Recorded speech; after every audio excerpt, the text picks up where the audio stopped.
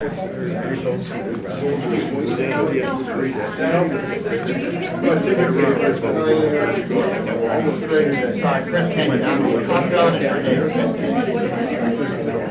is, they can't really get on you because you got to I don't know the regs. so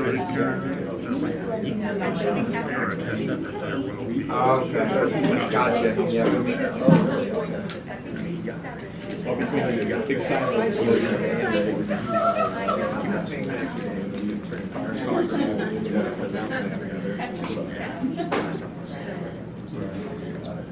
I checked over for one. I like her costumes. One guy was going to take the radio somewhere. Why don't I put it in Why do we have such an opportunity? You gotta give the big guy out there every once in a while.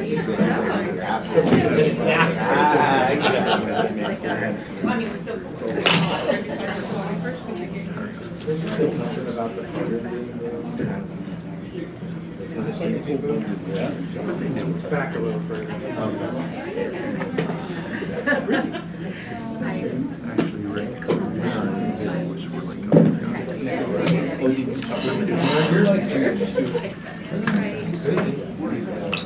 It's like everybody else, trying to write to help work, get work done.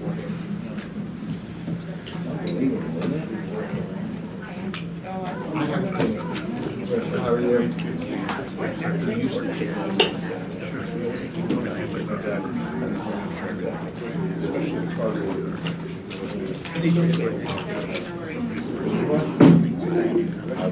I always leave a couple down there.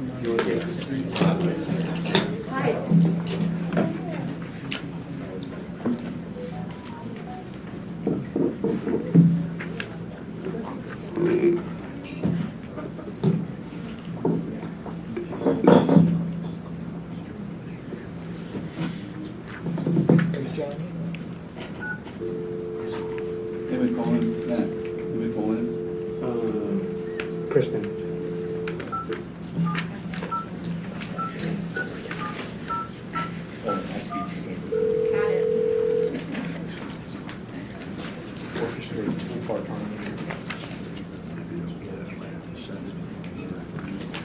Morning. Good morning, this is Darren Asper and Dane Higby from Delta Development Group. Morning. Brooke Rice from Downtown Program Assessment. Okay, good morning. Yes, good morning, this is Ken Troxy from Lycoming College. Good morning.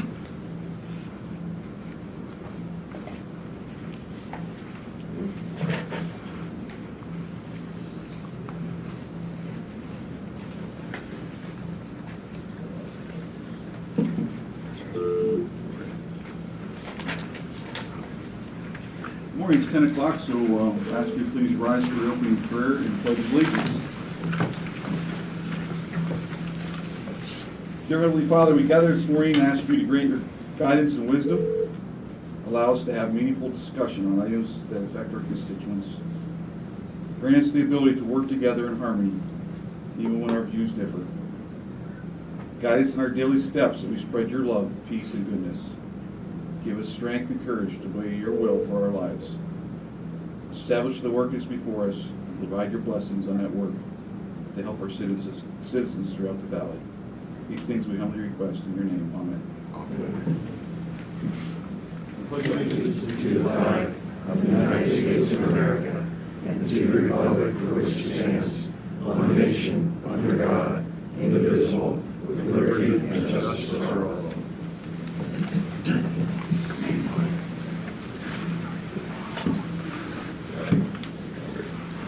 Hey, Director, we have some additions. Yes, Commissioner, seeking your approval for some additions that were not previously posted 24 hours in advance.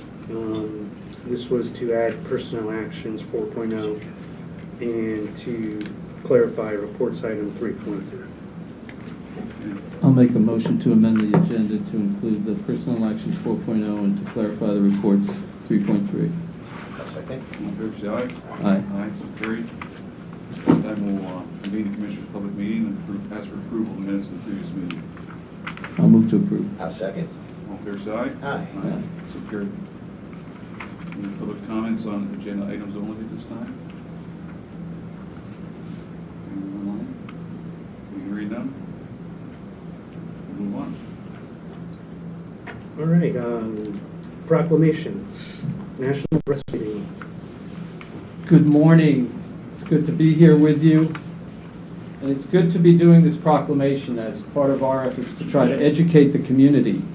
Proclamation National Breastfeeding Month. Whereas human milk feeding is the biological norm for infant and young child feeding and a proven primary prevention strategy that builds a foundation for lifelong health and wellness. And whereas all major medical authorities recommend exclusive human milk feeding for the first 6 months of life, with continued human milk feeding after solid foods are introduced for up to 2 years and beyond. And whereas protecting and supporting human milk feeding is essential to ensure critical food security, especially during natural disasters and immunologic protection of our youngest citizens. And whereas Lycoming County recognizes access to parent-friendly and breastfeeding-friendly workplaces and public spaces as a human right. And whereas 8 out of 10 of newborns receive human milk at birth, low-income families face the most significant barriers for continuation, resulting in only 3 out of 10 of these infants still receiving any human milk at 6 months. And whereas there are substantial racial and ethnic disparities in access to culturally congruent lactation support, resulting in lower initiation and continuation of chest breastfeeding, which increases preventable diseases and health risks for parent and child. And whereas National Breastfeeding Month in August provides an opportunity to identify and address racial inequities and barriers to human milk feeding within Lycoming County, with recognition of World Breastfeeding Week, Native Breastfeeding Week, Asian American, Native Hawaiian, Pacific Islander Breastfeeding Week, and Black Breastfeeding Week. And whereas the consistent and well-documented health, economic, and environmental benefits of human milk feeding show that this is an investment that will continue to produce measurable dividends across the county, and many times over for families, employers, and the government.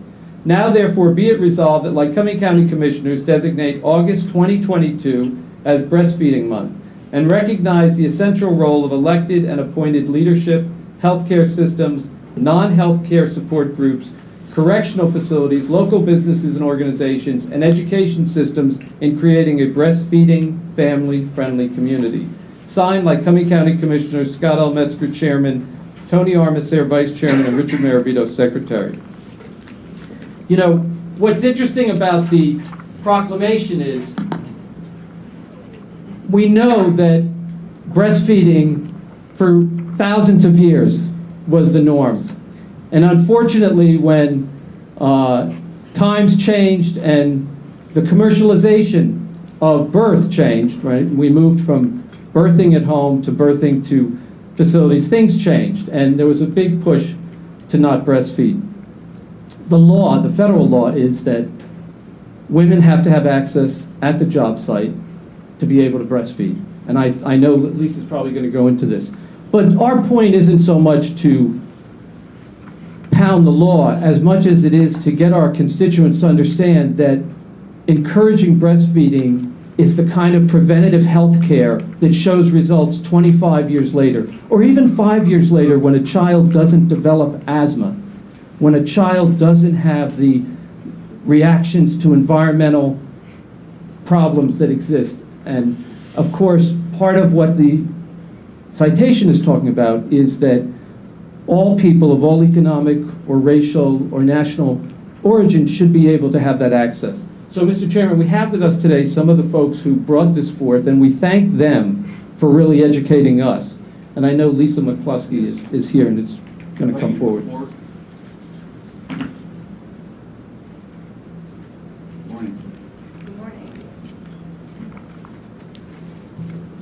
Thank you to the county commissioners for making this proclamation. It really is so important for our community. I'm Lisa McCluskey. I'm a registered nurse. I am an international board certified lactation consultant, and I'm the chairperson for the Lycoming Clinton Breastfeeding Coalition. And in Lycoming County, we recognize this as an important first step in a breastfeeding-friendly community. And we celebrate the families that are choosing to breastfeed, chest feed, body feed, and human milk feed their children. National Breastfeeding Month is a call to action, and we are called to transform systems and to focus on informing and educating the community to protect, promote, and support breastfeeding. So last week, we were at First Friday, and this was really an opportunity for us to connect with the community. And if you don't mind, I'll share just a few of the stories of families. So we met mothers with preterm infants that were unable to feed their children directly at the breast because they were too immature. And so one of these mothers said she had plenty of milk and the other had very little.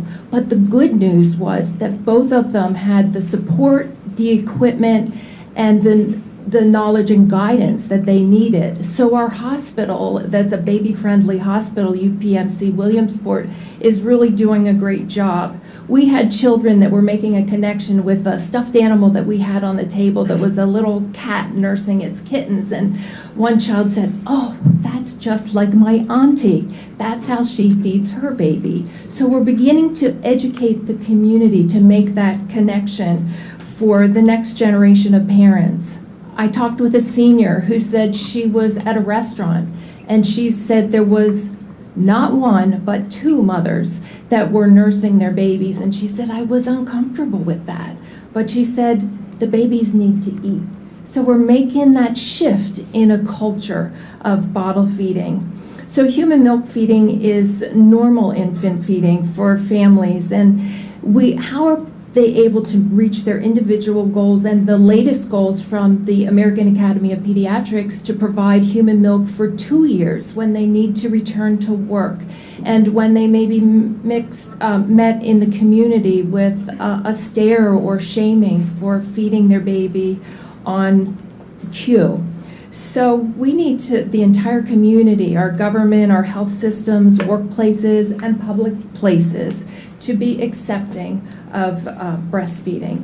So our role can be as simple as increasing awareness by teaching our children, grandchildren, and students in school. We have lots of community partners that work with the Breastfeeding Coalition, and we have the James Brown Library represented here, and they partner with UPMC to have a baby cafe. So we're really setting the stage for normal infant feeding at a young age, and we hope to spread that through the school system.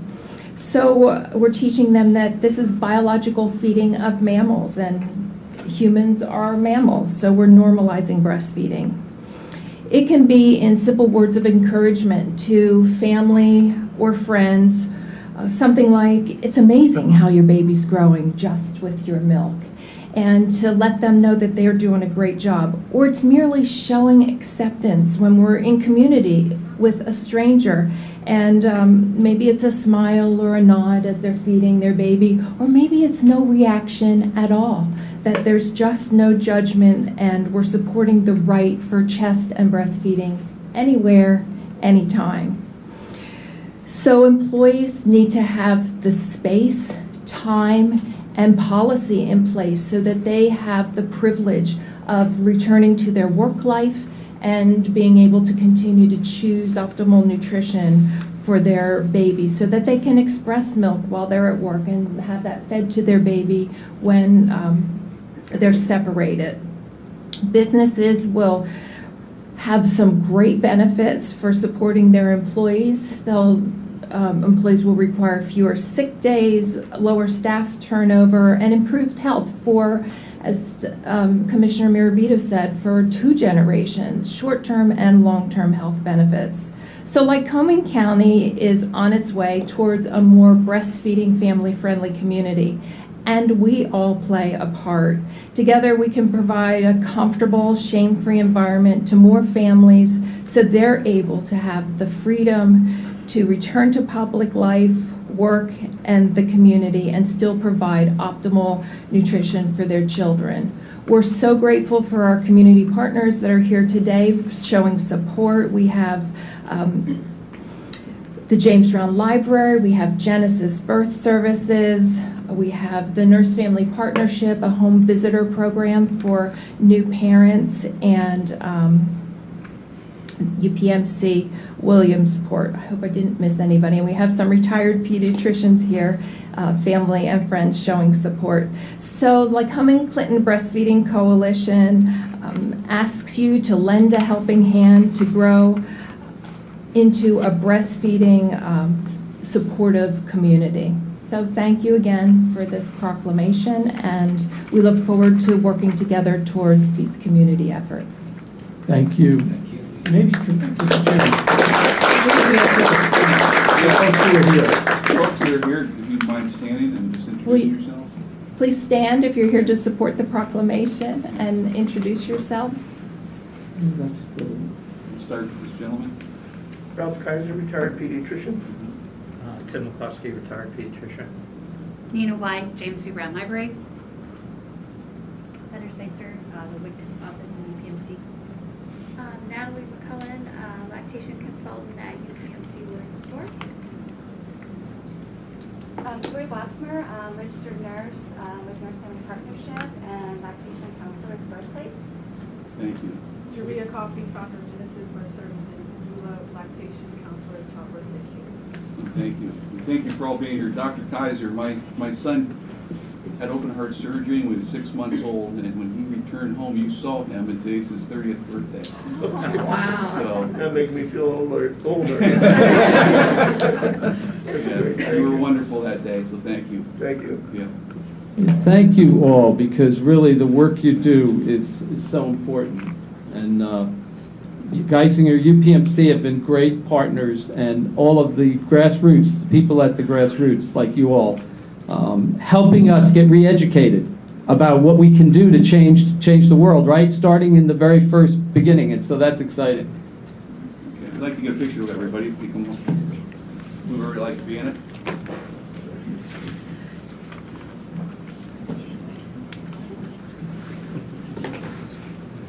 By the way, our county is a breastfeeding-friendly county, and if an employee wants to do that and they contact HR, I understand from talking to the HR director in years past, they will provide a space for that to happen.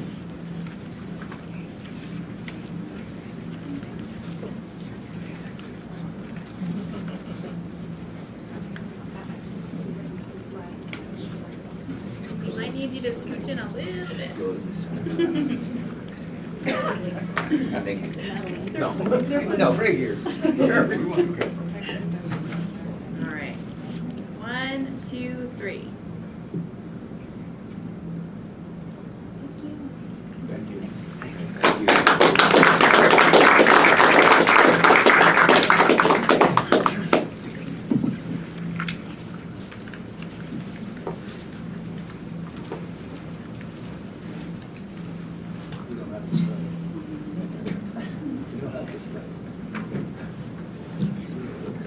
Okay, moving on to service awards. Commissioners, we're going to recognize Kate Ferguson for 10 years. Judge. Judge. Morning, Kate. Good to see you. If you'd like to say a few words. Oh, I guess No, I you can can say stand more. there. No, it's for my kids or not, You're on so. the camera there. Well, I do want to thank you for taking this opportunity to recognize Kate. She's an essential part of my office. And if you don't work directly with her, you don't have a sense or even really a picture of what she does and how important she is. And a large part of that is because how good she is. But you'd know a lot more if she wasn't doing all the things she does so well. So I really do appreciate what she's done for me. We worked together for almost 3 years now. She worked for the county for 10. I mean, court administration's here to where she came from before she came to work for me. But she is critical for me. She makes my job easier. And her dedication, she's a very intelligent, dedicated person. There's not much more you can ask for an assistant. Thank you, Judge. Adrian, like to say anything?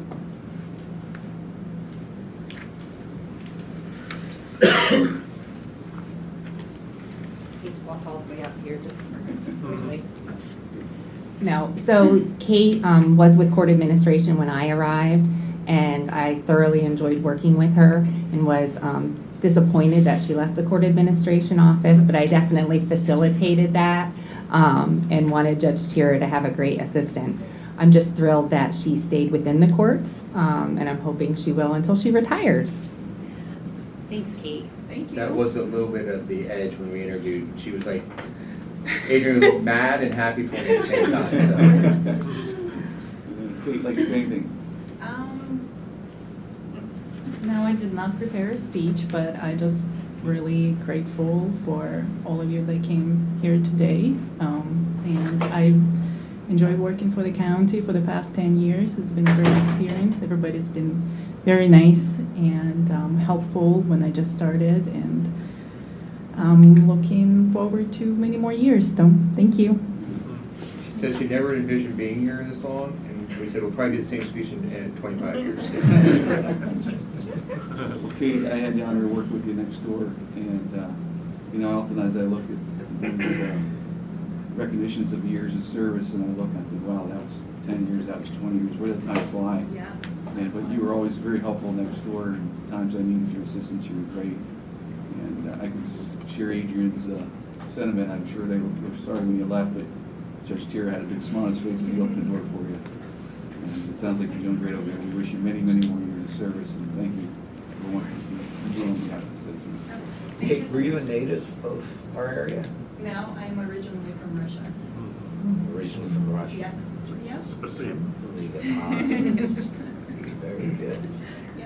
You know, Kate, you can't underestimate how important it is to the public to be able to have someone like you come in when we have a new judge, right? Judge Tier is a fantastic judge. Having someone who knows all how the bureaucracy works, and I don't mean that in a negative way, but we have to move paper, we have to move cases, we have to move the institution to keep things moving. So we appreciate that, and on behalf of the public, we want to tell you that, because having someone around who's been there, who knows it, and who can help a judge move that is really critical. So thanks for those 10 years. We appreciate it. Thank you. And we have a certificate for you, so I'd like to get a picture with you. It's okay. Yeah, that's Great, okay. thanks. Judge, sorry to believe 3 years have gone by. Yes. Judge, come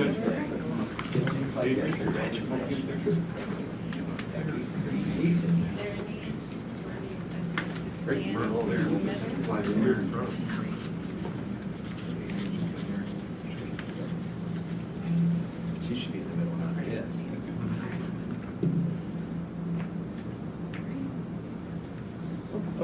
Oh, sorry. She had to focus. Yeah. Thank you. Thank you.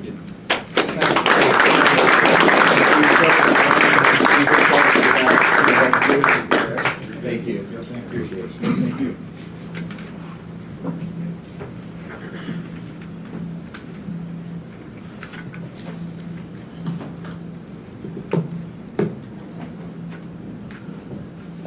Okay, moving on to reports. 3.1, Brandy. Vote to approve accounts payable cash requirement report. Good morning, Commissioners. Presented for your ratification this week are the invoices due through August 17th, 2022, that were paid on August 10th, 2022, in the amount of $1,558,242.11. That breaks down as approximately 12% to the general fund, or $187,747.28. $67,131.68 were grants and other sources, or approximately 4.25%. Debt service, $128,116.02, or approximately 8.25%. Pass-through grants were $859,235.08, or approximately 55%. And RMS's share was $316,012.05, or approximately 20% this week. Were there any questions? I don't have any. I think that might be the lowest lowest amount I've seen ever come out of the general fund. Yeah. Most of it was passed through this week. Motion. I'll move to approve. A second. All fair side? Aye. Okay. carried. Thank you. 3.2, Maya. Good morning. So I'm acknowledging the list of contracts that were approved by the Director of Administration for the month of July, and there were only 3. Any questions on those? So that was an HVAC for air management, pest control, and removing and replacing concrete. I'll move to approve. I'll second. Any questions? I'll second that. But, you know, sometimes I wonder when we see the contract of $9,999.99, you know, to meet a threshold that you follow me? Yeah. I think we have to pay attention to that number and really see if we are getting a bang for the buck. Okay, all in favor, say aye. Aye. Aye, so carried. 3.3. Jessica is going to go over the personnel actions for the month of July and then old system, new system. All right, so rounding out our old process, which I provide the report at the end of the month. I have a report here for July. We hired in the month of July a bail release officer, an HR business partner. 5 civil processing clerks were reclassified. We hired a cook for PRC. 10 corrections officers for the prison. 2 criminal processing clerks were reclassified. We hired a deputy sheriff. The director for RMS was reclassified to fully qualified. We hired a driver for PRC, an EMS program manager for DPS, an operations supervisor for RMS, 2 probation officers for adult probation, and 2 resident supervisors for PRC, and then a senior technology administrator for IS. Was the EMS program manager at DPS, was that a promotion? That was due to the retirement of Wendy, and then it's the LTF, Oh, the right, EMS right. council. Yep, right. I'd just like to make a statement.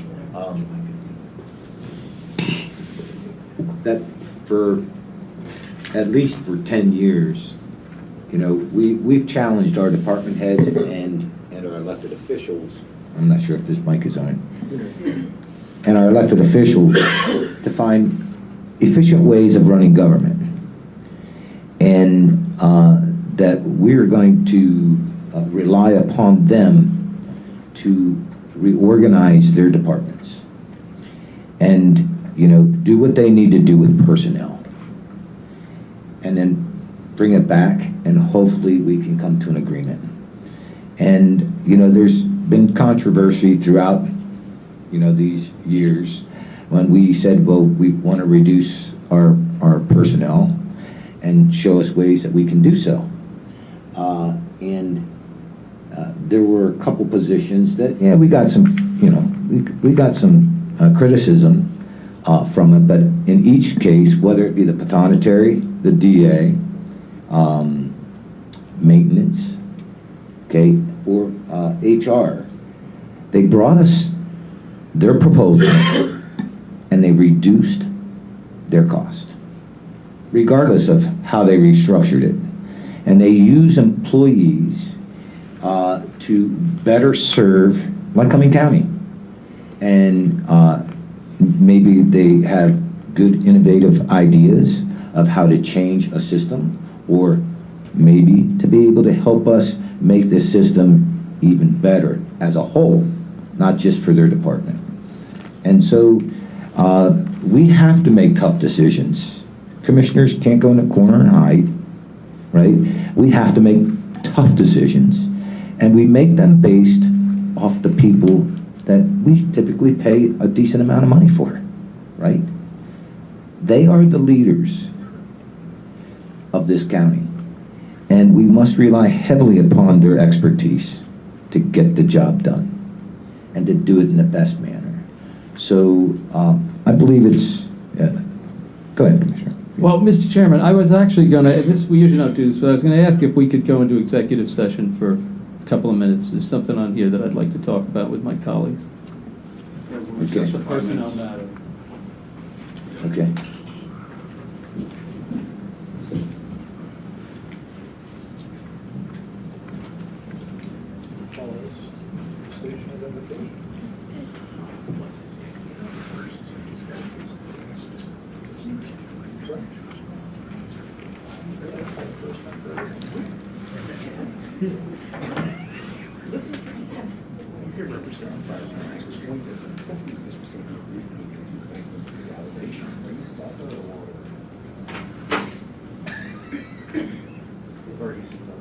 The old guys in the Muppet Show. That's what I'm saying. Can you say? I can't. You don't want me to. That's why they're in executive session. We don't know.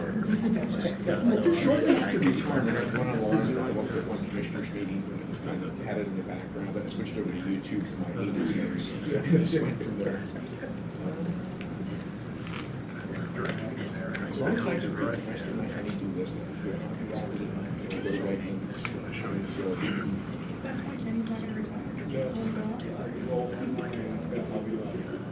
No, Hobby Lobby is cool. Oh, you never been there? I have been. Hobby Lobby is cool. It's trouble.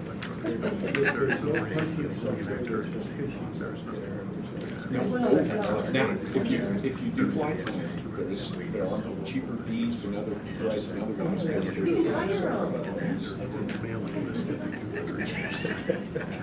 We should have a shot date someday. Ken, I heard that all these gives benefits to part-time workers. Oh, really? Yeah. What's she saying, Kenny? No, I was, looking for myself. We'll probably working side by side. I asked her. Start raising chickens. Yeah, I can water them 3 times a day, feed them twice, the other eggs, you can name them. Well, see, no, ours are layers, not meat chickens. Yeah. See, when I started that, they were all named after the girls in the Jersey Shore cross country. Now they're all St. James Church ladies' aces. I have actually videos of each, I show them each week. Kim still takes a chance to squawky.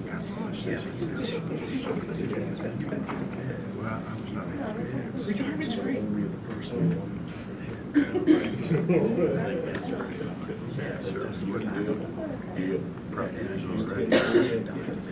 Well, the size of your garden, Ken, man, if you worked at Aldi's, you could get all the rest of your food. Actually, is your car unlocked? Because I probably could get you some zucchini and tomatoes. That's the local distribution. Ground eggs are $2.50 a dozen. It's better than price of wise. So they I keep some that are 7 to 10 days old. Just keep them on hard grain. And then have the fresh ones also. Just don't show up before 7 a.m. and honk in the driveway twice. No Sunday sales.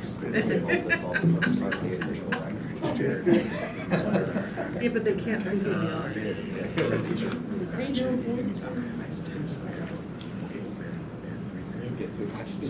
The 7 people that actually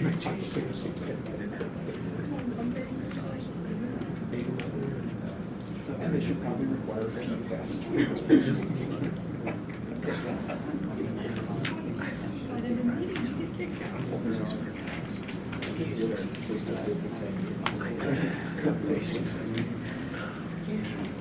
you should say that. I can get collect calls from the prison. No, I'm here actually in a cooperative and congratulatory mode today representing the fire company. They told me to behave. I said I can't do this.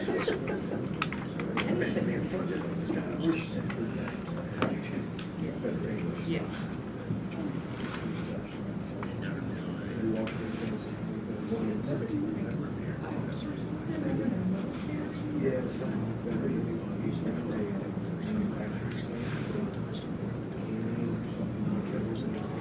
did they come fix your fence yet? Did they fix your fence yet, Gary? No. I just asked Jason about that.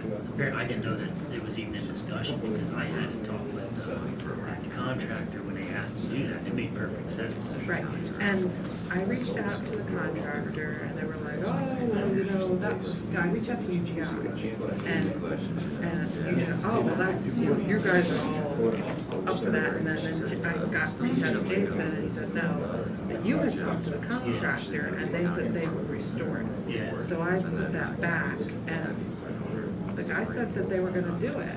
And it was. They were supposed to do it by the end of August. What was that contractor? They're out of New Jersey, I He couldn't remember. They were the guys I talked to. They were the ones doing the lights and stuff. Yeah. And me and a couple other guys went out. It made perfect sense what they wanted to do. So we could disassemble it, which is great. You know, watching the professional back then, it's got to be pulled tight and they're done properly. But unless they did it. Shoot me an email, when you go back, look and see if it's, shoot me an email that's not accomplished again. It does, I noticed that the one day I don't get down there a lot. The snow fence originally just keep down even the snow fence. If someone really wanted to, they could probably drive Yeah, look when you get back, if it's not fixed, shoot me an email, and I'm gonna reach out again saying, hey, you know, I know you guys said by the end of August you'll have this done, and it's getting pretty close, when do you expect it to be here? Oh, he was freaked out. About a month ago, I was coming back out from Pine Creek, I was down by the Silver Bridge. Just think about it. Yeah, I had a ball of that. I might as well go to work this rain game. And he was just, I can't believe how hard it rained today. Oh, that's just wrong. No. That's awesome. That's awesome. I'd like to see tomorrow, and hopefully we'll have We have to get petitions. food drives. Petitions and get this whole thing. So I gotta figure out what I'm gonna do. Remember when Mark put the ammonia in balloons to keep their bears away from the speeder? Tell me just empty Mark's feeders in town. Okay, see his bears again. I gotta look at the curbside schedule, if his buckets are there, I'll take pictures of them, pull them off stage and drop them off somewhere in Jersey Shore. Retirement's ready. Oh, absolutely. Every time you harass that guy, you'll hear it. I'll continue on this message. It sounds like retirement's good for you, but not so much for the other people. It's fine. When you take a look at it, like Nicholas Valley Fire Company, most of us are over 60. We're the over 60 crowd. We have a Jericho dispenser and rescue needs. But it's, you really learn, there's the safe practice. You don't have to go to work in the morning. You've got a lot of things to do. You keep busy. But one of those things it's you really can do important is is remind these people politely and legally annoy the sheriff. answer to God. You gotta do it. We're going to. You know, the one time, Independent Host Company has their annual party. And Nicholas goes over and we cover the borough for that. Live or otherwise. I made Mark a special ice cream sundae. I don't know. To include whipped cream and other, it was about the third bite. He said, this is terrible ice cream. Well, if we would have added peanut butter to it, could have been pink candy.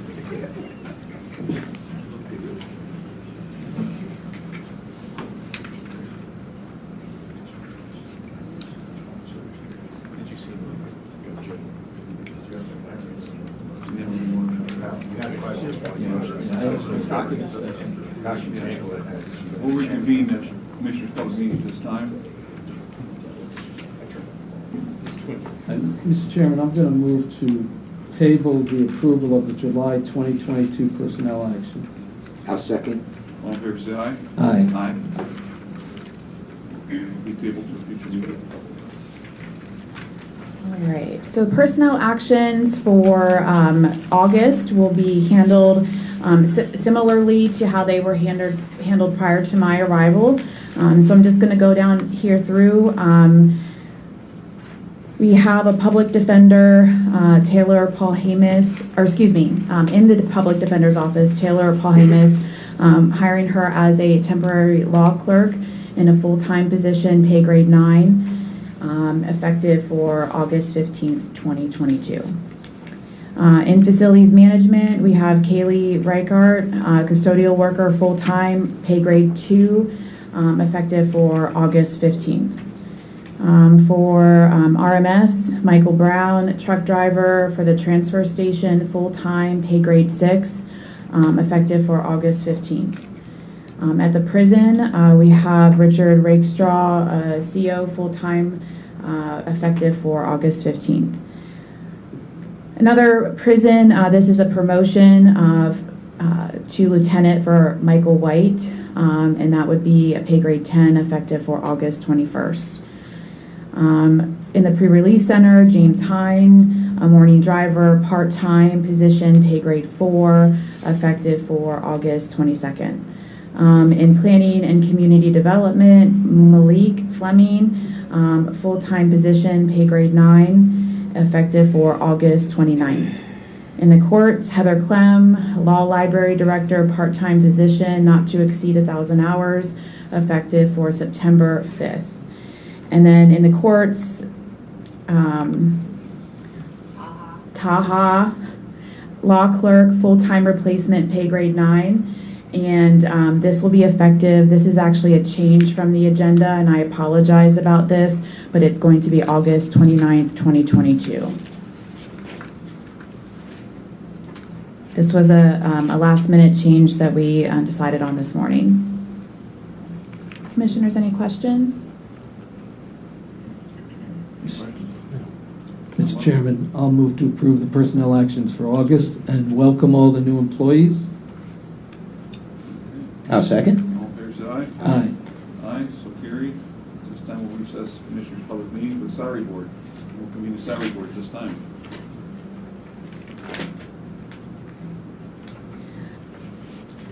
All right.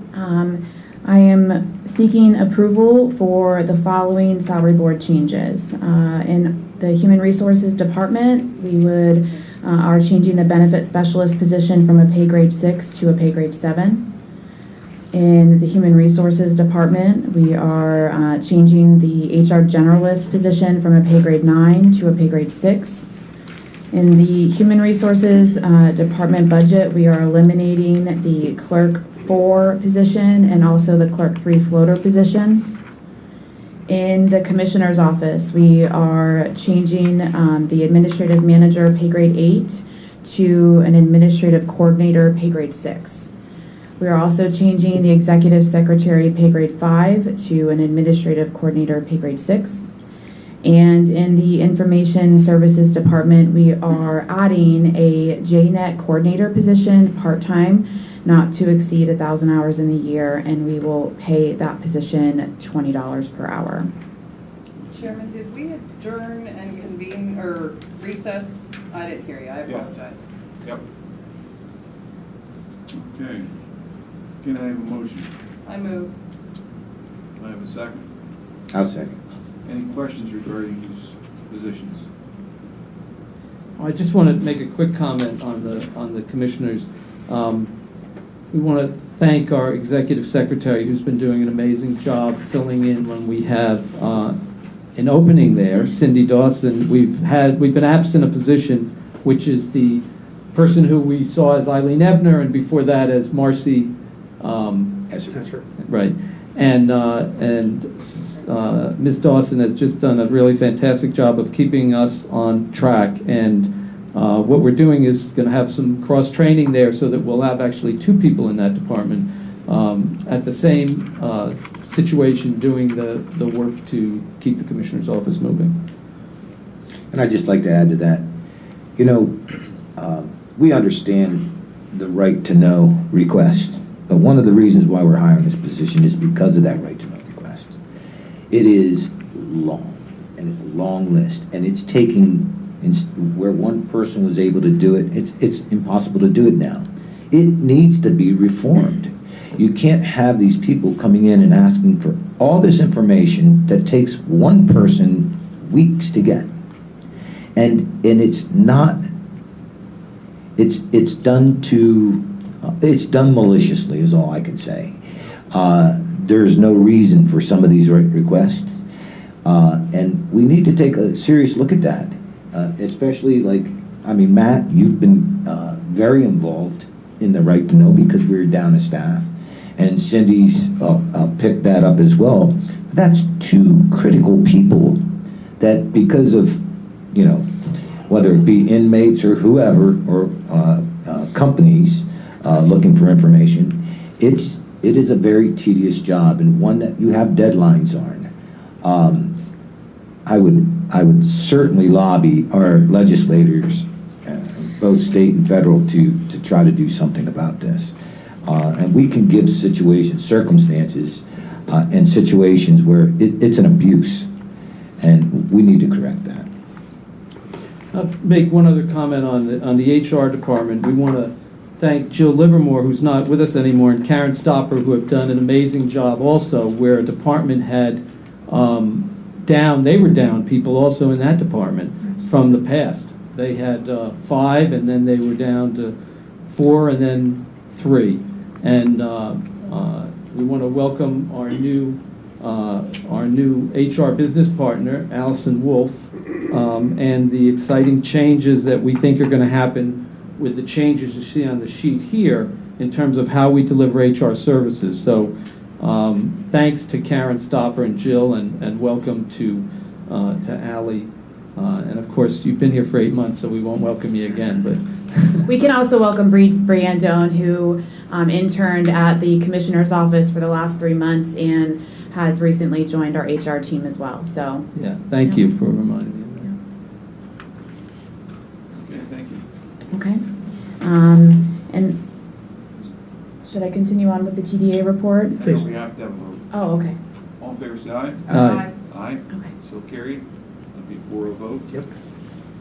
At this time, we'll adjourn the salary board and we'll reconvene the Commissioners' public meeting. Now we'll go to TDA. Okay. So we have the following TDA actions for your approval as well, the same as the salary board items. Would you like me to read them all again? Sure, go ahead. Okay. In Human Resources, changing the benefit specialist position from a pay grade 6 to a pay grade 7. Also in Human Resources, changing the HR generalist position from a pay grade 9 to a pay grade 6. Eliminating the clerk 4 and the clerk 3 floater position from the Human Resources TDA. And then changing the 2 positions in the Commissioner's Office. The first is the administrative manager, changing from a pay grade 8 to an administrative coordinator at a pay grade 6. And then changing the executive secretary pay grade 5 position to an administrative coordinator pay grade 6. And then in the IS department, adding the JNET coordinator part-time position not to exceed 1,000 hours annually at $20 an hour. Okay, we have a motion. I'll move to approve. Now second. All in favor, say aye. Aye. So carried.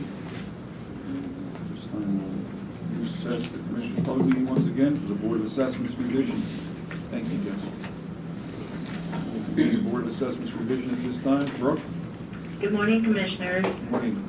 I'm seeking approval for the following refund for Douglas and Deborah Hoppel. They lost their home by fire on May 30th, 2022. The refund amount is $313.29. Motion. I'll move to approve. Now second. All in favor, say aye. Aye. So carried.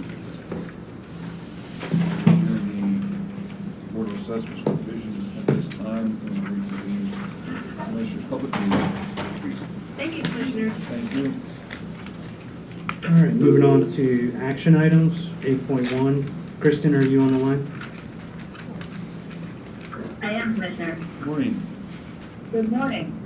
This action item is an agreement between the county and Montgomery Water Authority for the Brook Street water line reconstruction project, and it is in the amount of $236,830.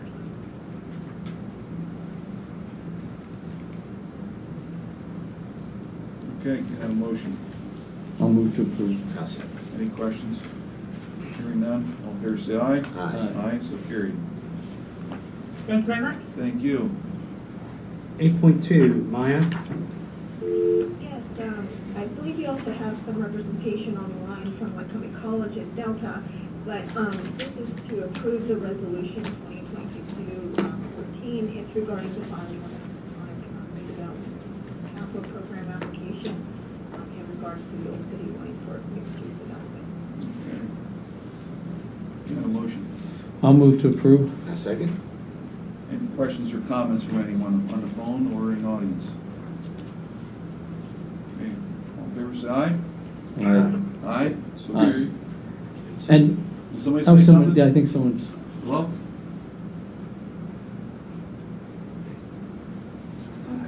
No, I guess not. Okay. well, we really hope that the governor will look over and that Senator Yaw, we know that he'll be a strong advocate for the Old City project. It's a really important project for our community. If anyone from the governor's office is listening, I know Senator Yaw knows that it's an important project. It's important to the long-term development of our community in terms of our efforts at repopulation, creating a destination for people to go to, taking old infrastructure and making it work again. And we are hopeful that with this funding, we'll be able to continue to move this project forward to take a part of the city that has historical significance and make it a place that people will live in again. And of course, we thank, as we did a couple of weeks ago, Lycoming College and the alumni there and the board for stepping up on this. Okay, thank you. 8.3. 8.3 and 8.4, Forrest. Point Forrest. Good morning. I have two items for you today. This first item is a resolution, Commissioner's resolution to extend the retention of federal election records from November 2020 through the end of 2023. This is to memorialize actions already taken by voter services, and it's also been recommended by Pennsylvania Department of State. Okay, can I have a motion? I'll move to approve. A second? Any questions or comments? All in favor, say aye. Aye. Aye, so carried. And the second item before you, I think it's 8.4, is this is to approve the county's application for what are called Act 88 election grant funds. This is a recent bill, Act 88 of 2022. It introduced a new annual grant form of funding for counties that reimburses us for 9 discrete categories of election and voter registration related expenditures. Notably, these grants are expected to assist with counties' poll worker expenditures, with ballot paper and printing, and with costs to pre-canvass mail ballots on election day. It will require some additional steps on the part of the counties who are accepting these funds. For one, all the counties who accept these funds are required to start pre-canvassing their mail ballots at 7:00 a.m. on election day. Also, counties are required to certify that we are complying with specific parts of the election code, with which we are already complying, but we have to sign off on it. And counties are required to post a few additional reports that have always been publicly available, but now we'll be posting them. So overall, acceptance of these funds are not a big lift for us. However, it is anticipated they could be a bigger lift for larger counties that are not able to pre-canvass all their mail ballots in one day because Act 88 says they have to do so without interruption. So if you're a bigger county, then they're looking at potentially having to do 24/7 operations, which that's a big change for them. They're going to have to make some decisions about how to do that if they accept these funds. Yeah, we talked about this at CCAP this weekend. Yeah. Or last weekend. And it was a contentious item on the agenda as far as, not just that, Act 77 and Act 88. Yeah. But it did not take the pre-canvassing anytime before election day. No.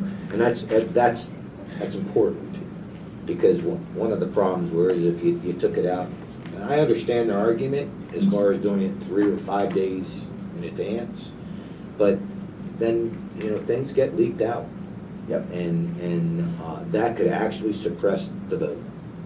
So, I think one of the points counties have been able to make to the legislature is we've talked about the potential for more days of pre-canvassing is that ever since Act 77, passed in late 2019, it was implemented throughout 2020, 21, now 22. I'm not aware of any instance where early results have leaked out before the close of polls. And that's because all of these certified voting systems that are in use in the Commonwealth, you are scanning ballots into them that you're pre-canvassing during the day. But the ability to run reports is itself limited by that system. So you can disable reporting, you can control who has access to it. It would require affirmative action on the part of somebody who's already sworn an oath to conduct Board of Elections related duties that day. And I think that's why we haven't had any examples of that happen in the 2 years since we've been running under Act 77.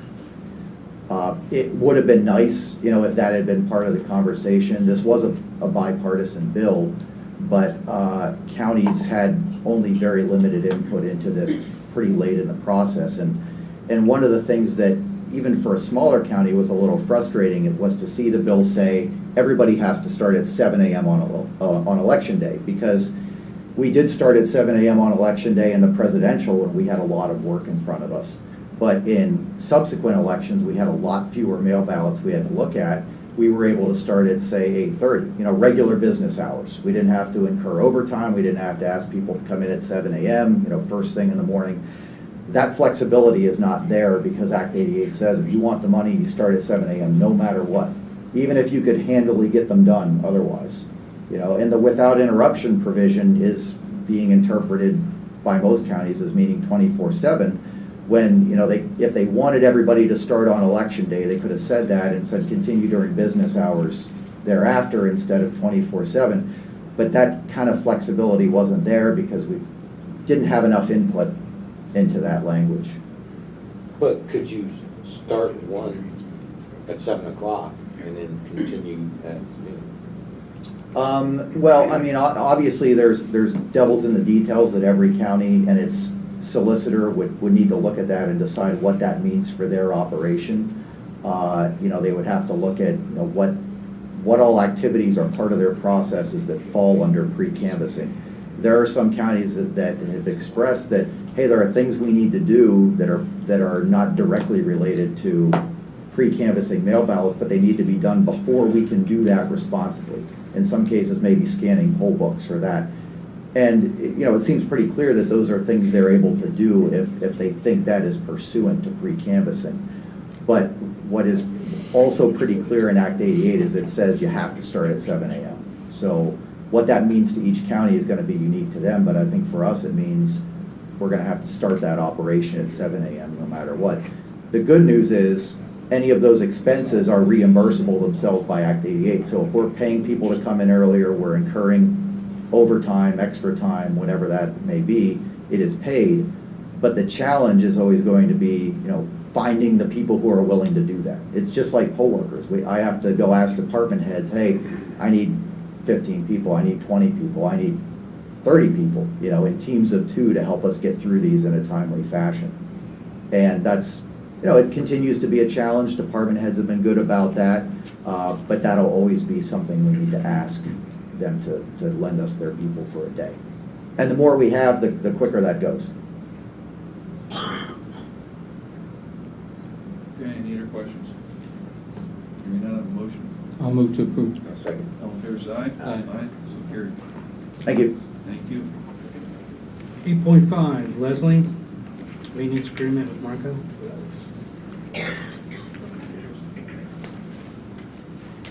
Good morning, Commissioners. Morning, Matt. Just asking your approval for this amendment.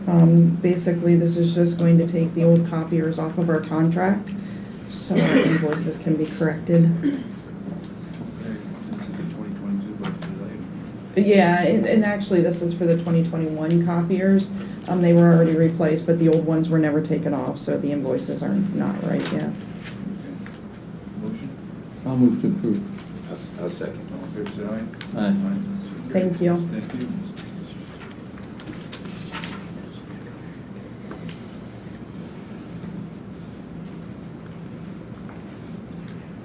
All right, 8.6, Nancy? Good morning, Commissioners. Morning, Nancy.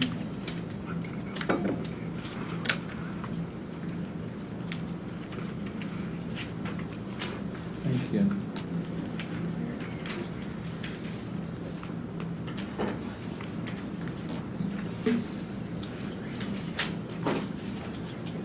Juvenile probation is asking for your approval for our 22-23 contract with Chester County. The security detention was $310. It is now $400. And that's the one we mainly use for there at Chester County, is the detention. There's the shelter, that was $205, it's now $265. No rate change in the drug and alcohol assessment, and no rate change in the psychological and psychiatric services. Do we use the site often? Pardon? Do we use the site often? Not any more than we have to. Okay. We don't have anybody in there right now. The last kid came out like July. A motion? I'll move to approve. I'll second. All in favor, say aye. Aye. Carried. Thank you, have a good day. You too. Maybe just make a comment that this is why it's always, for taxpayers, it's $400 a day when we have to have a child in secure detention, or $265. So the more money we can put in at the front end of the pipeline to keep the kids from getting into trouble, and obviously we need the families to participate too, because it becomes very expensive when we have to have a child in detention. Not to mention that it's not a great psychological impact on the child. So thank you, Nate. Thank you.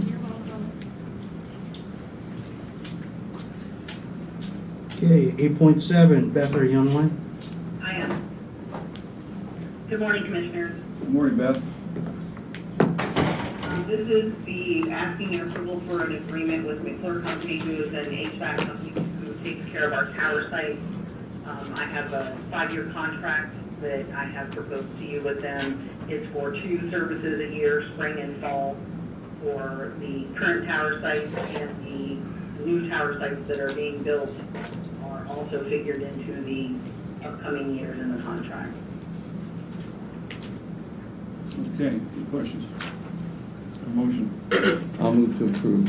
A second. All in favor, say aye. Aye. Aye, so carried. Thank you, Commissioners. Thank you, Beth. 8.8, Jason, are you on? Or Yeah, Steve? he's You out got this it. week. Morning, Steve. Morning, Commissioners.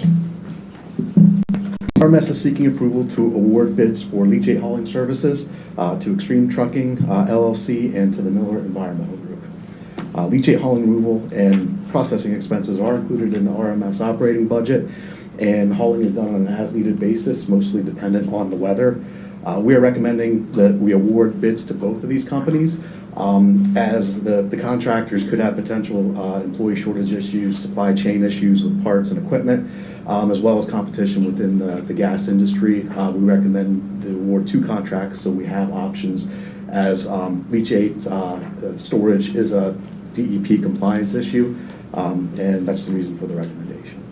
Okay, motion. I'll move to approve. I'll second. Any further questions for Steve? Yeah, I just want to ask Steve, and maybe you're not the right person to ask, but I'm sure you're around there and you see the numbers. So leachate, to remove that by truck is very expensive. I'm assuming that we have well over a couple $100,000 in just, In the transportation and trucking. Transportation. Yes, it did help. We did the force main last year that was completed to Gregg Township to carry leachate through the pipeline. So that takes it to 2 different. That takes it to 1 location. We have an existing with West Branch Regional, but that line is older and doesn't flow quite as well as the new one. It's also proposed on our budget next year for the leachate line, for a new leachate line that's going to go to West Branch, that we will that we're going to run through down South 15 with the new developments that's happening down there with the sheets and so forth. We can tap in at that junction right around Penn College where the environmental facility is, and we will hopefully help reduce the trucking costs there as well. Again, it's as needed based on rain. It has not rained a whole lot this summer, so we haven't hauled leachate, haven't had to use trucking since, knock on wood, since late spring. Prior to that, we had 3 or 4 months of pretty consistent hauling that was done. We do have our own vehicles as well that we can utilize. But again, this is all DEP compliance issues. If we exceed 25% of our storage capacity, we would then need to get trucking and to reduce that down to the levels that are in our compliance. And when the 5 million gallon tank, or whatever you may call it now, Yes. is completed, do you think we could almost totally eliminate? That's the goal. With that and the additional line that will be new and go to West Branch, that is theoretically possible. Again, you can't tell what the weather's going to do. Not this winter, but last winter, we had a massive snow melt and several, like 5 or 6 inches of rain within a weekend. And it was critical. Our leachate storage capacity was up over 90% at a point in time. And the leachate processors here that we use wouldn't accept leachate because they were overrun because of their water discharge that they had to deal with. And we were trucking down tuna. That was extremely expensive. That is the only time I believe that we got ourselves into that situation, and it was extenuating just based on extreme weather. So, Commissioners, has been my pet peeve since I ran for election. I talked about when I ran that the tank hasn't been done because of the lawsuit, and now we're probably north of $7 million since this entire process started. That's why we're suing them. That's why what? So that's why we had to sue them, you know. It just continues. The contractor. But the management at the landfill, they took corrective action, they had a corrective action plan for this. And by getting a forced main down to one of the treatment plants and then eventually over to West Branch, that was the things that were necessary to do so that we could reduce some of that cost. And you know, it costs money to dispose of garbage, and this is a price that we never looked in as we were developing this tank. We never saw that this was coming. So yeah. And we are in the final stages of the repairs for the tank and getting those approved by DEP. So hopefully we will be able to start construction on the repairs sooner than later. And credit to your staff, they've done everything they can do to keep the cost down. Like you said, when it rains, we're at the mercy and it has to be below 25% to haul away, and you know, unfortunately we've had a dry summer. Yes. Motion. I'll move to approve. I'll second. All in favor, say aye. Thank you, Commissioners. Thanks, Steve. 8.9, Ken, agreement with Leader. Morning, Commissioners. This is to put electrified controls on the exit doors of the 3rd Street Plaza. Once this is done, it will allow us to hook a building access system up to it. Motion. I'll move to approve. I'll second. All in favor, say aye. Aye. Aye. Thank you.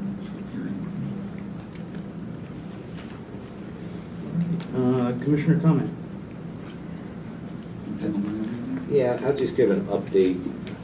I won't go through everything that we talked about in CCAP, but just a couple. And they were talking about Act 77, Act 88.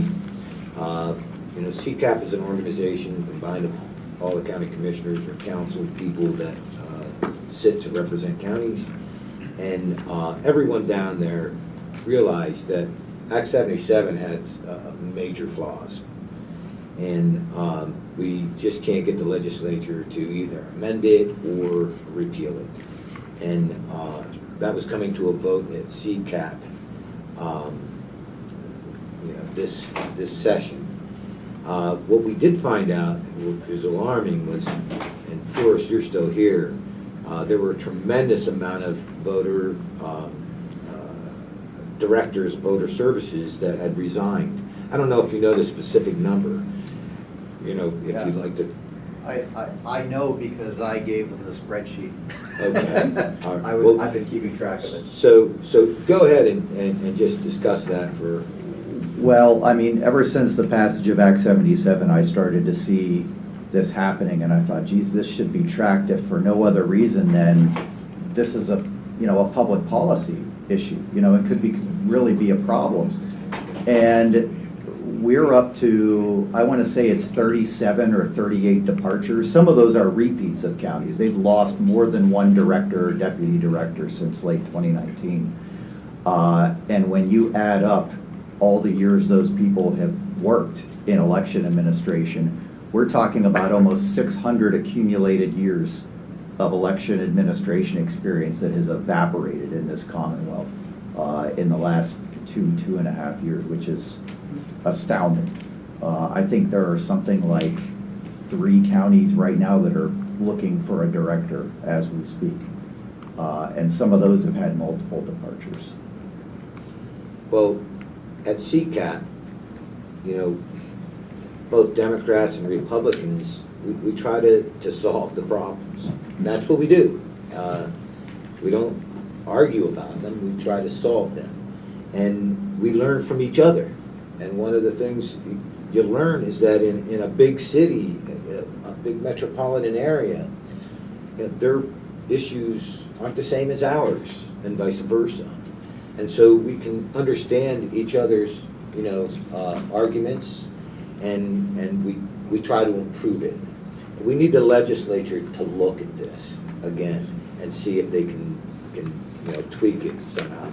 Everyone admitted that we have issues with it, and now we just need to bring them to the table. I think you put your finger on a classic, federalist debate here about what is the proper role of local government versus state government in the conduct of elections, and we're going to have that debate probably forever. But you pointed out, I think, that small counties and big counties have different problems, challenges, and what are the things that the state ought to trust counties to do because they know more about their own voters and their own issues, and to give them the flexibility to do that, versus what are the things that maybe the state needs to do or have control over to have some kind of basic uniformity in how elections are conducted. And people are going to continue to have hopefully good faith disagreements about that and try to hammer it out. The danger is where you get something like, we talked just now about Act 88, where it was a kind of a one-size-fits-all. We want everybody to start at 7 a.m. no matter what, whether you're a big county, small county, whether you can do it in one day. And there was maybe a certain lack of awareness there, but they came at it from a desire to have some uniformity, which is also fair, because they saw there were some counties that, like ours, that were pre-canvassing on election day, but there were others that were maybe waiting until Wednesday or even waiting until Friday to begin pre-canvassing mail ballots, and the legislature found that unacceptable. And presumably the governor too, because he signed the bill.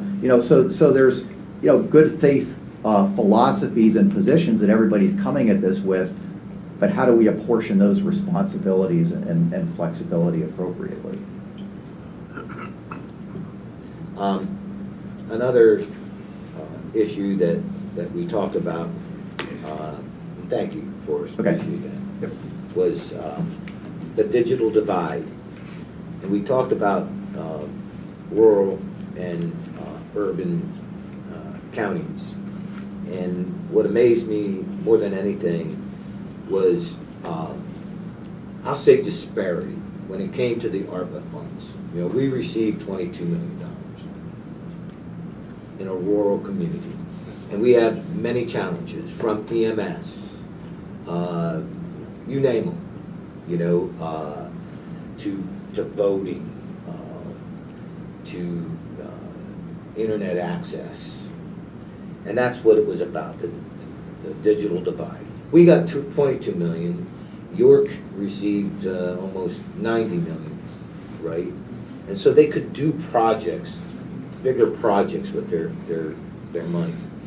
And this Board of Commissioners, we had allocated initially $2 million to broadband out of the 22, and I think we've changed our minds somewhat. We discussed it. We discussed it, right. But that was our initial concept. Right. But what I found amazing is York County put a tremendous amount of money into broadband. And they had the studies done, just like Penn State's doing a study for us as a county, not just for Lycoming County, but what was amazing is they put the infrastructure in. The infrastructure's there, and yet only 46% are using it. So it's affordability. It comes down to affordability, not just having the access. And when you take a look at those numbers, it makes you wonder about the sustainability of this as we move forward.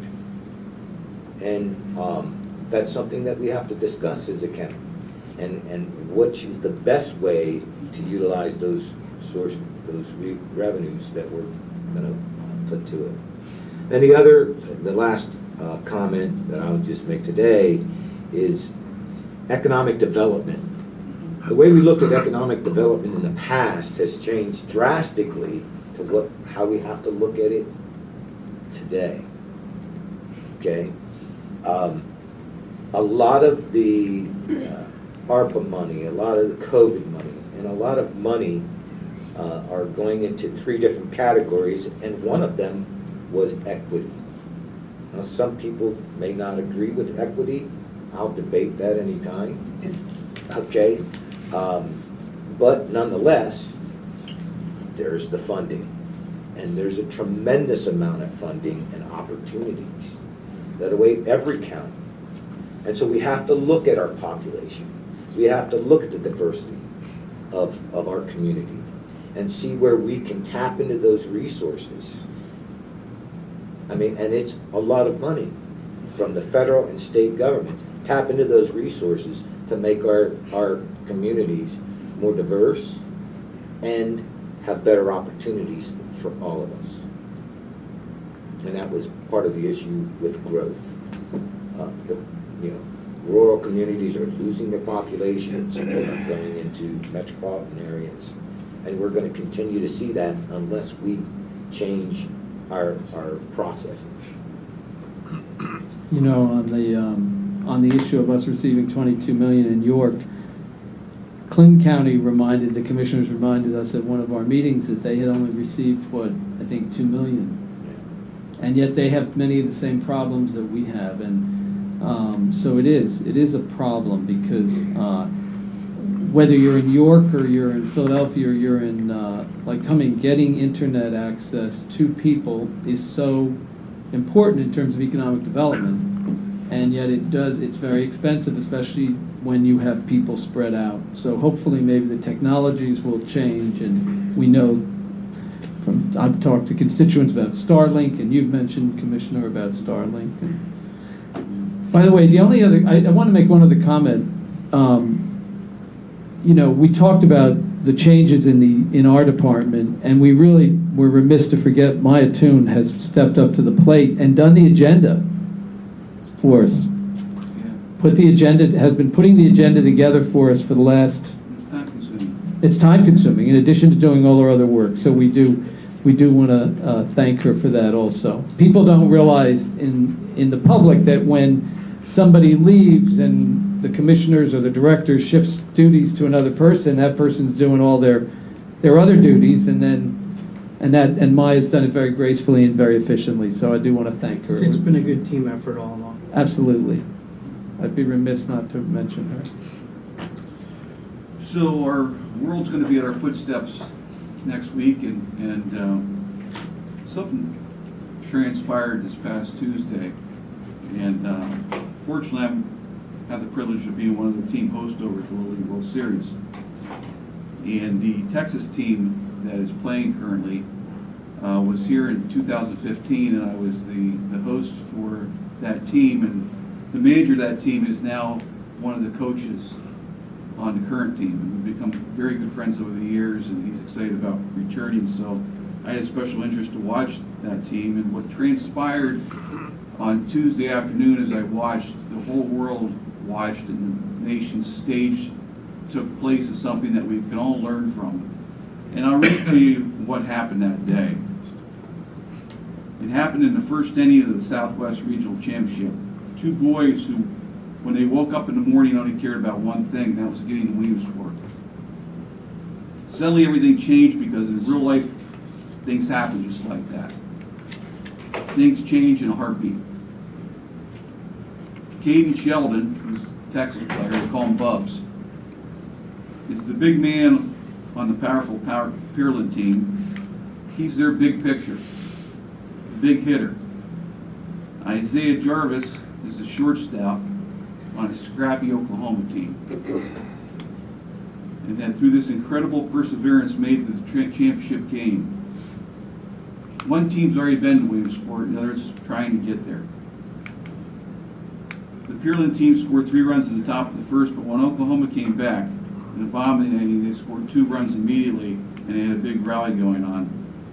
When all of a sudden there was a noise, coaches were yelling because they were yelling to Jarvis, the batter, to win the battle, win the battle. Then it happened, twist of fate.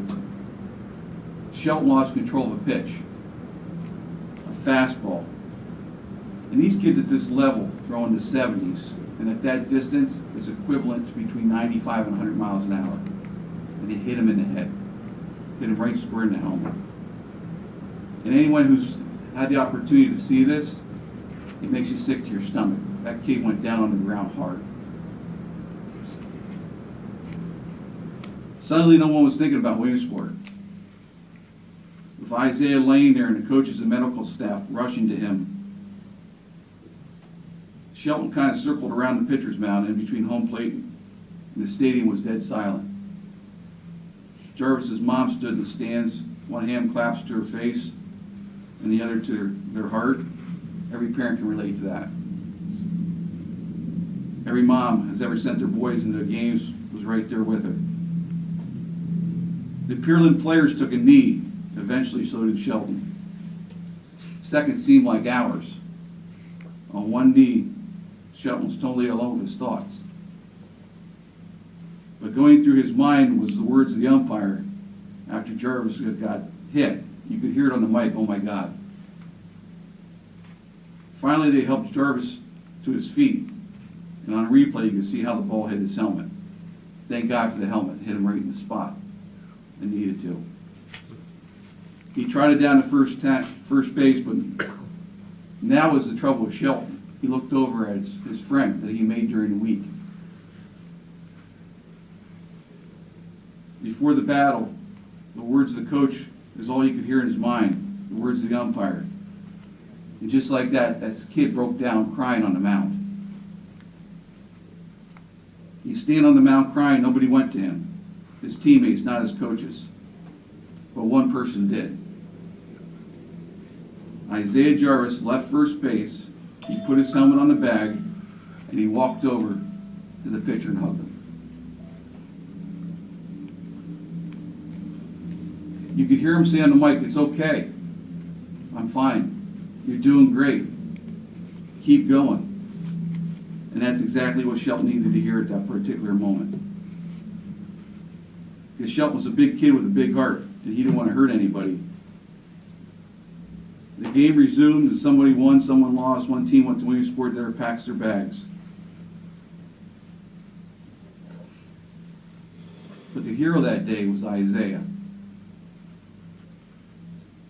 And in the book of Isaiah, there's a famous passage about coming to the rescue. "I will sustain you, and I will rescue." God gives each one of us 24 hours in a day. And how we use those moments define us and define who we are. And what Isaiah taught us, he reminded us that day, was to reach out to someone who's hurting. Reach out to your neighbor, that senior. Stop by their house, call them on the phone, take them something. He reminded us, when you see a coworker down, pick them up. He reminded us to be kind to each other.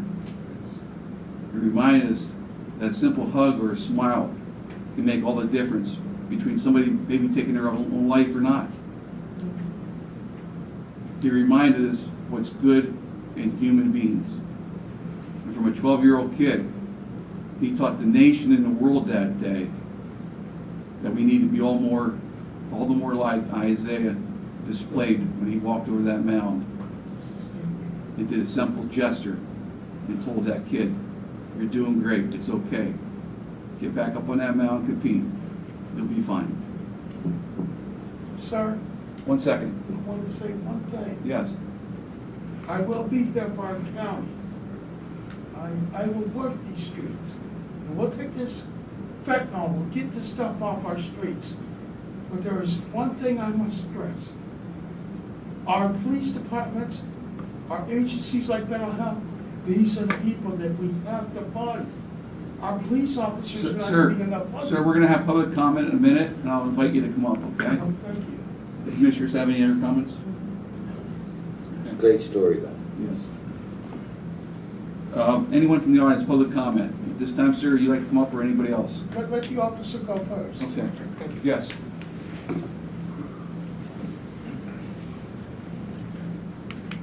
Good morning, Commissioners, Director. My name is John Yingling. I live at 8345 South Route 44 Highway in Limestone Township. I'm here today representing the Nipponos Valley Fire Company, where I serve administratively as the president and operationally as the safety officer. And I just unanimously, our company voted for me to be here today just to express our heartfelt thanks for the $20,000 funding to support our operations and the operations of fire departments throughout the county.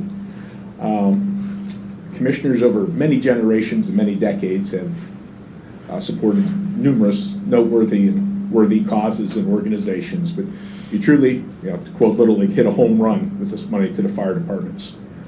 In terms of accountability of the funding, needless to say, recent increases in diesel fuel, propane, energy costs, as well as the shortage of PPE have stretched our budget. We have an annual operating budget each year of about $80,000, some supported by fundraising, some supported by private donations, others supported by local government.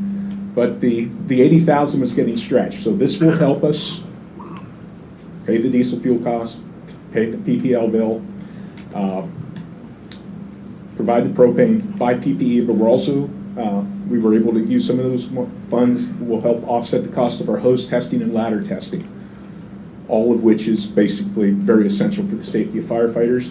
And we will be purchasing additional hot sticks, which are used to detect energized lines, as we see more and more trees down in power lines at this time. We have 5 pieces of apparatus. We only had 2 hot sticks, so we'll have one on each apparatus once they're delivered, just to report safety. So again, just thank you for the recognition of the service provided by the volunteers and the fire services, and greatly appreciated. Thank you, John. And I'd like to tell the audience that John was our past director of DPS, and he retired when? What? December 2019. 2019, he retired, and still he providing community service as a volunteer, like many of our people in serious positions do when they retire.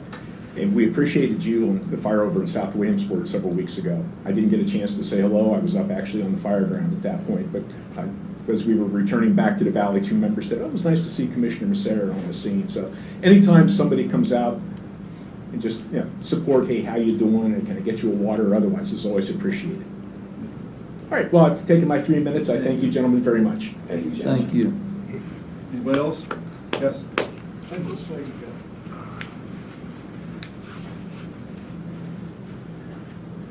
Morning, Commissioners. Bob Pryor, 684 Ridge Road, Mifflin Township. I'd like to thank the chairman for your comments you made. Actions like that help bring the community together. I thank you for that. But I'd like to thank the entire Board of Commissioners for the work you do. I can't imagine some of the choices and decisions you have to make. But I will say this commission works very well together, and I'm proud of all 3 of you. And also I'd like to thank Forrest Lehman for the work he's had to do because of circumstances that have arisen. But I'm proud to say that I believe you are one of the best commissions in the Commonwealth. I really do. When I see some of the problems the other commissions are going through and how they handle it, Lycoming County is #1 in my estimation. So keep up the good work, and thanks for the actions you took today. It's very well appreciated, and I wish you the best of luck in the decisions you got to make in the future. Thank you. Thank you, Mr. Fryer. Thank you for your service on the school board, too. Yes, thank That you. wasn't easy, but this is worse. I don't know at times. School boards are tough. Anybody else? Yes, want to please?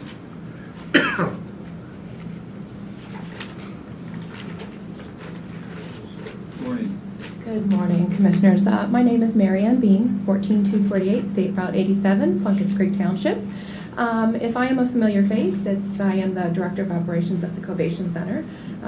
So one thing I do want to say is thank you for your support in helping us support businesses in Lycoming County, Williamsport, and in particular for supporting us in the proclamation for our 5-year anniversary, which happened to be First Friday. However, today I'm here to associate my face with a different organization. I'm here with Jim Mothersbaugh Jr. from Road Radio USA. Here to be a little bit of a squeaky wheel. We've reached out to you about the America 250 Pennsylvania County Advisory Board. And I know that vacancy, since we've been attempting to become involved, still remains vacant. Lycoming County is one of the few counties that does not yet have a representative serving on that board. Jim and I, through Road Radio, are working on a program that is complementary to the mission of America 250, both at the national scope as well as at the state scope, and here locally. We are creating a program. It will be the Road Radio USA America 250 Countdown. That will be an educational program that will be available for free online to students, teachers, homeschooled individuals that will help promote the ideas of being involved in their civic duty, hopefully help promote unity, help promote the understanding of our nation, how it was founded, and truly how our government works and how to initiate change and be involved in the government process. In particular, we're focusing on youth because we feel now more than ever, they tend to have very strong opinions and perhaps aren't necessarily exercising their civic duties in terms of supporting those opinions. And I feel that's very critical, and that is part of the mission that Jim and I have created. So I just ask, I did re-forward that information to your email inbox, and if there's any questions we can answer, any information we can provide, or any way we can assist in that process, that we are available and open to communicate. Thank you. Thank you. And we sat together at dinner at the PA Wilds, and unfortunately I was out of town on Friday, so I could not attend the 5th anniversary. We had appointed someone last board, and then there was a delay in the organization meeting, and the person who had the appointment could no longer do it. And I thought we had appointed another person, but I think it might have slipped through the cracks. So we will get on to that and get a person appointed. Wonderful. But thank you both for Thank you. coming today. Hello, gentlemen. Come on up. Yeah. Because you're live streaming on television to the world. It will be archived forever. Wonderful. And tell us your last name again. Okay, sure. Go right ahead, Jim. Hi, folks. My name is Jim Mothersbaugh, and I'll be the person that represents Road Radio USA. And Road Radio is a 501c3 nonprofit. This year happens to be the 30th year that Road Radio has been around now. And Road Radio is a preventing underage drinking and other drug use organization. And this year, as a matter of fact, Mary Ann and I are going to get into the America 250 program now. And it's going to be a great way to reach kids on the importance of the Declaration of Independence and all that kind of stuff. So that's what it's going to be all about. So thanks for your help, hopefully. So that's where we're going to be. Okay, thanks again. Thank you. Thank you both. Appreciate it. Very much. Okay. Anybody else? I would. Yes, sir. If you come up to the microphone, please. Thank you.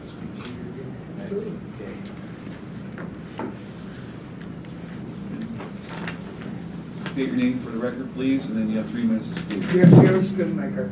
Yeah. Thank you. Real briefly, you may not know me, but I've lived in this county since 1966. Brief history, I've already been to the White House and I'm friends with our commissioner.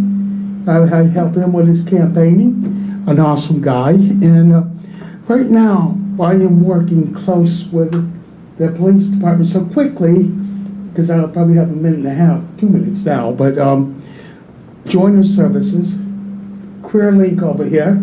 When I was at the library, Rick Rabito was gracious enough to give us his presence over here at the Learning Center, and he got funding for them. Okay, Career Link also has a Learning Center over here to get GEDs. So I had learned that over the years that it's going to be private, small businessmen will hold this country together. The small businessmen. Now our law enforcement are in need. We are in need of more law officials. We have a big crime in this city. And if we're going to put a gas on it, it's going to be people like me. So like I said, I've already been to the White House. And I have such a great story, but I don't have enough time right now. But I will work close, and I will work these streets, but I will be safe because I just got out of the hospital. I took a heck of a beat down. But all these people on the streets know is that, I kept my mouth shut, I did the right things. I kept my mouth shut, and I didn't rat on my friends. And that's all they need to know. Well, thank you, and I'll be working close with the commissioner. Thank you. So Gary, I think it's important what you're bringing to light is that Gary has been an advocate for more funding for mental health services throughout the state. And we learned at the Joinder that in the last budget there was supposed to be an increase in mental health funding, and at the last minute it got yanked. You remember at the Joinder meeting we talked about that. And that is really shameful on the part of the state legislature because A, what they're doing is they're leaving the burden on counties, number one. Yes, they are. And number two, they're not helping a population that has all the rights to be helped. We will continue to advocate. I know all three of us at the Joinder meetings have expressed our concern and have expressed, along with the commissioners from Clinton County. In fact, we are trying to spearhead. I think Commissioner Masseri, you brought it up at the CCAP meeting the last time. We're trying to spearhead an effort to try to get CCAP. CCAP has been very active, County Commission Association, but we're going to try to see if we can't get the public more educated by having some breakfast with the public in the following year. I just want one more thing. I want to bring to our community's attention. I don't know if your councilmen, your county officials, your senators. I don't know if you know this, but you see that UGI written in your streets. You know what that is? That's United Gas Industry. For the past 30 years, they've been laying the pipeline on your public streets. And they have been piping tens of millions of dollars for the last 30 years. Natural gas, which is coming from under your houses. And the gas companies have been profiting from this. And the natural gas is coming from under your houses. The only thing I can put forth to prove that, you go over here and you look on the transit buses. These vehicles are now powered by air compressed natural gas, which is tens of millions of dollars a day for the last 30 years have been piping underneath your houses. Look into this, people, please. Thank you. Thank you, Gary. Yep. Anyone else? Tom?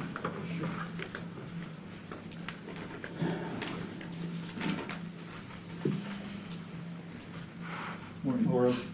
Tom Adams, Williamsport. Thank you for the little report there. The Little League game, I was totally unaware of it. And it kind of takes me, I guess, into this subject I really didn't want to bring up, but I think I will. Remember the days when I grew up, kids were playing ball, and outside and just being kids, not having to worry about some of the things that adults were doing, maybe behind closed doors, and probably not accepted in decent society, in a society that our founders definitely wouldn't allow. And I don't know to thank the Web Weekly for allowing that takeout ad from T-Mobile about the Lycoming County fairgrounds being used for the LGBTQ festival. I think it's kind of disgrace, but I think maybe in the other way it helps to alert us to know what's going on. I don't think it should be allowed because that's not something for the public. That's debauchery, and If kids are around there, this is nothing but to reach out and to destroy children's lives and actually adults too, because this stuff can get into people's minds and reaches to their, emotions or whatever, And I'm not trying to disparage the people that are in these lifestyles or whatever. They need help. That's my opinion. And a lot of psychologists, true psychologists, know that. But it's not to put them down. It's to keep a hold on what's decent and what we want in our community and what we want in a public space. Things like that should be done under closed doors if they're going to do anything at all on their own property. And I would also say that anyone who's T-Mobile, canceled contracts with them, there's Patriot Mobile is a great company for mobile access for your phones. I'm not a salesman or anything for them, just to let you know. This really gets me upset, and we don't want this stuff in this county because we want to keep this county a decent area for people to live, and we don't want the nonsense coming in and destroying it. But thank you for your time. Anyone else? Anyone online? We have a few. Okay, Jacob Stopper first. MCG. Regarding the need for poll workers, according to Director Lehman, my belief is that there are many applicants for this position that have never been contacted. Why do county employees need to be used? Jeff will try. Would any of the commissioners or voter services staff be willing to concede that some of the vacancies were caused by the actions of proponents of the now discredited Stop the Steal movement? Jeff will try. It seems conceivable that some people left because they no longer wanted to deal with associated FOIA requests, slander, threats, or harassment from those claiming election fraud. That's all I have. Okay, thank you. Well, we've completed our agenda, so the meeting will be adjourned. Our next meeting will be next week, Tuesday, August 18th at 10 a.m. I would request that the corruption code be Good luck on your GED. We still have to have those conversations. Oh, you are? Okay. And don't forget And happy don't forget what I told you about It's an honor to see you do something. God bless you. Thank you. Sounds like fun. He turned a. Where was that at? Yeah. Did you get her?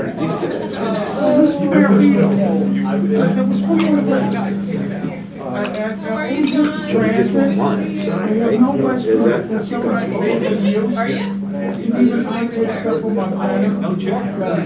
Oh, reconfiguration. I wasn't ready for it, and I hadn't looked into it.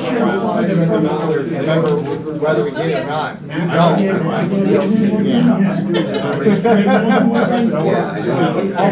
Well, I knew what you were doing, bringing it to light to them, so that they didn't think there's going to be members that are going to do that. So